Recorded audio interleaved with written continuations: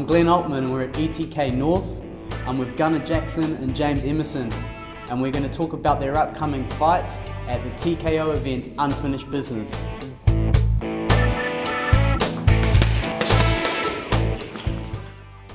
I originate from Wellington, down there. I was born and bred back in 1986 and moved up to Tauranga in 2000, and yeah, ever since then Tauranga's been my hometown.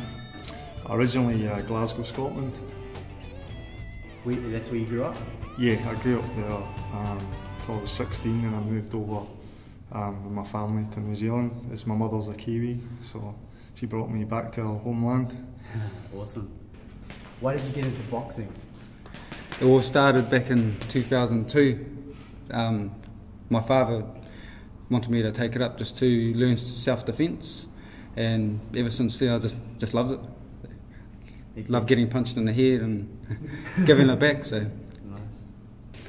Nice. Glasgow's a rough place to grow up, and I grew up in like a council estate, sort of run-down sort of area.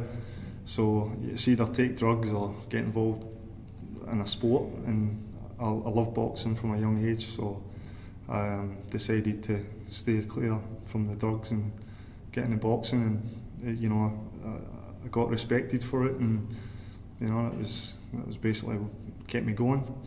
My biggest dream is to win a world title. That's my biggest aspiration. So. What do you want to try to achieve out of your boxing career? What are your goals? You know, I've learnt a lot in the last few years. You know, I guess just getting a bit more mature, and I've realised that you've got to, in life, what you put in is what you get out. And you know, if you want to be good at boxing, you've got to train hard and put the hard yards in, and you can't go in half-heartedly. And it's taken me a while to realise that, but you know, it's never too late. You just got to, you know, get on with it and do it. So what's your most memorable moment in boxing to date? Winning the PABA light heavyweight title last year, back in April. That was my most proudest achievement. So I had to go to Perth to win it, yeah. And it's tough fighting over there, especially in front of the guys' home crowd. I managed to pull it off. What were they like for you? Did they support you, or were they?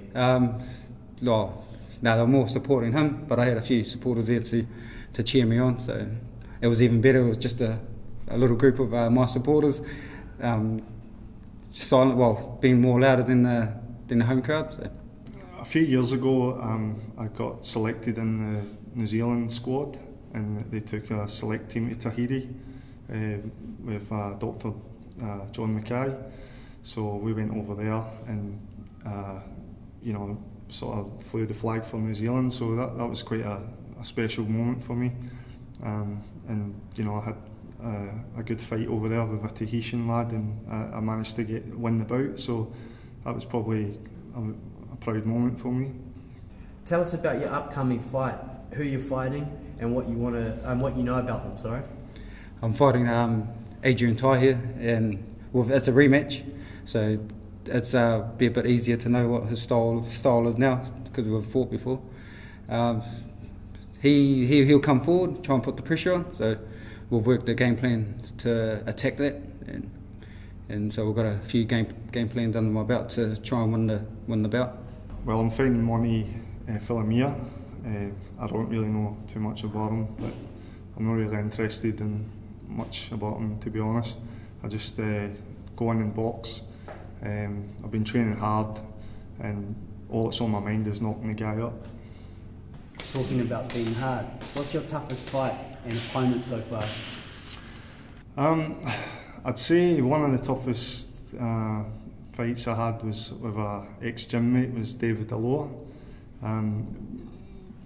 Me and David are very good friends, so going up against your ex-gym mate and, you know, a good friend, it was quite difficult, and David's a strong lad, so that was probably one of the toughest, you know, mentally to get through. But you know, yeah, I've had a few tough fights since then.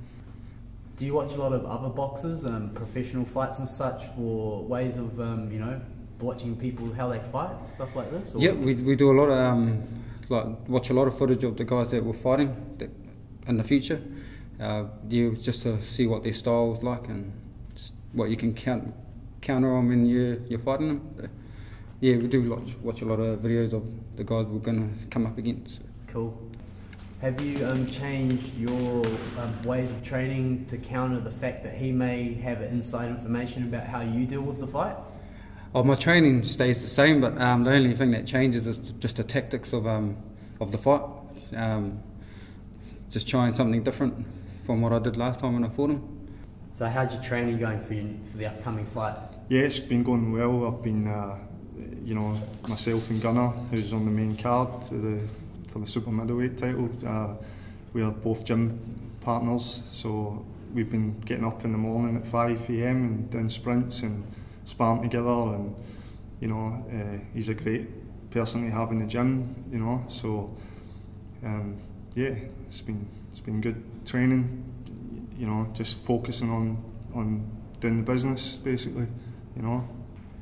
What do you make of the guys like Sonny Bill and Quaid who have made all the dosh out of boxing while not really serving it and giving it the respect it deserves? What's your take on all of that, Jazz? Mate? Oh, I'll take my head off to those two guys for giving it a go.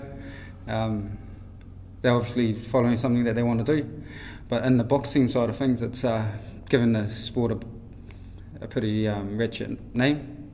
But yeah, they're not doing any favours for the sport apart from making more money from it. Well, at the end of the day, the normal people up there, they don't really know a lot about boxing, they don't understand it, but what they do understand is people's faces that are in the news all the time or in professional sport. So to see guys like Sonny Bill Williams fighting in a boxing match, it creates a lot of interest, and which is, it's hard for boxing because there's lots of guys up there who have put years in the amateurs and who have done a lot of great things in boxing, but they're not recognised because people like Sonny Bill Williams are famous. So like, it's good on him for getting in there and giving it a go, because it's not easy for anybody at any level to get in the ring. So I take my hat off to the guy for that, and at the end of the day, if he's making good money out of it and doing well, then good on him.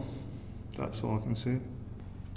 If you could choose any fighter, past or present, for a 12-round world title fight, who would it be? Roy Jones Jr. Yeah. Why? Because he's a man in his time. Still the man now. So, and he's a real explosive fighter. It's something that I like to come up against. Oh well, my idol's probably Muhammad Ali, but I don't think I'd like to fight him. He's a bit shaky now, anyway. Oh yeah, I'd give him a go now.